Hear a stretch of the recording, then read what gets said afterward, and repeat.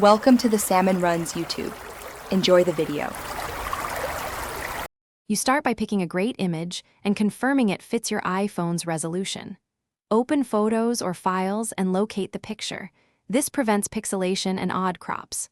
Once chosen, tap Edit to quickly adjust exposure or crop because clean framing helps the wallpaper look professional. Make sure the subject sits away from the edges so icon labels don't obscure it. After that, save any edits. You'll use that perfected file in Settings to apply the wallpaper correctly.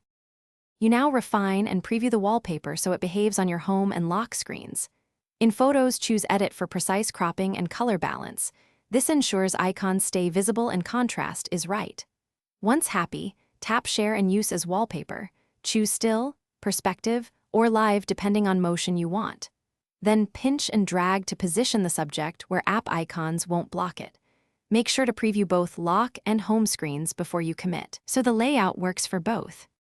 You finish by applying the wallpaper and verifying it looks right in daily use. After positioning, tap Set and choose Lock Screen, Home Screen, or both. Choosing both keeps consistency.